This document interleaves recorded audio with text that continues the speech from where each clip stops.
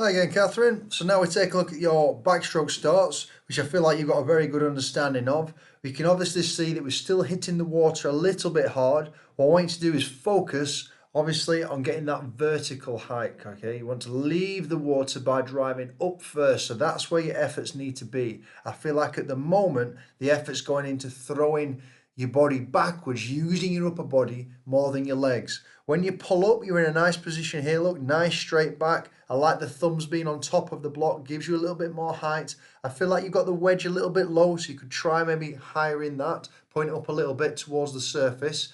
That way it's going to clear your hips from the water and a few inches before you start.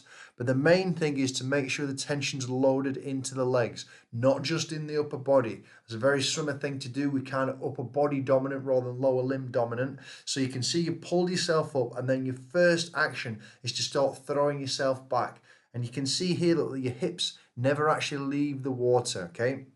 And unfortunately, that adds a lot of resistance. And that resistance slowing your lower body down, even though you're going a good effort in throwing yourself backwards, means obviously your hips don't clear the water and that your upper body throws back, but you're not actually having time to lock your hands together in that streamlined position. And it makes quite a heavy splash. And we just missed that leg flick at the end. And you can see similar things from over the water. So it's definitely not a bad start. You have got a good speed as you're hitting the water, you get good depth and you transfer that under the water and get some good fly kicks and good distance. But what we can see from above the water is that you are creating more splash than I feel like you need to. During the session, during the drills, you're doing some really good stuff. We just got to get used to being able to transfer that back into the full start. So you can see your setup here, your feet start with your feet at hip width apart. As you pull up, you see there's a slight imbalance. Your left side's a little bit closer than your right, I feel. And there's constant sort of small movements. And as you begin to push, those knees actually come in towards each other a little bit. So that just says to me that you've not quite got the tension in the legs before you push off. Now you can see as you start to throw yourself back, again, it's that upper body that you're really focusing on. And we're slightly favouring that left side. You can see how the arms are slightly different there. Not the end of the world, but just something to notice and be aware of as you're doing your start and as you're practicing. You are putting a really good effort into throwing your head back, looking right down the pool. That's fantastic. And you are getting the hips up. You can see the hips are the highest point in this arc. It's just that you're not up above the water as we're doing so. So if we get that arc in, but we're getting a little bit more height, so think about using those initial drills we did where we're just going to stand and we're practicing jumping on land, and then we're going to stand in the pool, and then we're going to stand and then we'll spring and entering toes first. Then we were putting that backward start when we're trying to get all the way around in that loop, and we're trying to then enter that penguin start, trying to get high above the water and enter with the back of the head. But all those things take place by being vertical first. Now you can just see here again that the feet are quite a little bit below the surface for the set off. So if you started a couple of inches higher, that's going to help right from the start. And again, as your hands enter the water, they're not quite in that streamlined position. And that's because they didn't quite get the time. You didn't have a flight time above the water in order to make that happen. So because of that, you then get your hands in streamline, but you can see you're pulling the air bubbles down.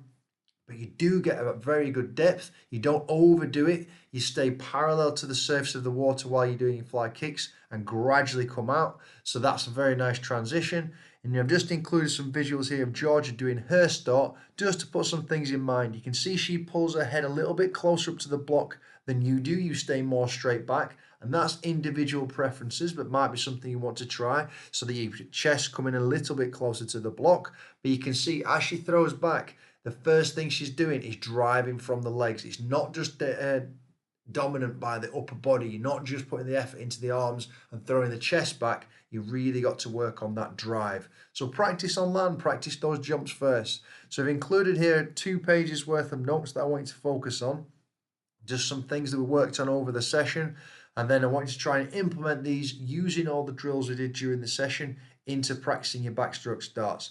Now, like I said before, you're doing some really good stuff, executing really well on the drills. We want you to transfer that back in. Remember, it's always going to be easier to use the ledge end rather than using the wedge. So for the drills, I'd use the ledge. Be careful at Charnwood though at the Loughborough Leisure Centre because you haven't got the same kind of trough as you have at Loughborough Uni, so it might be worth practicing there.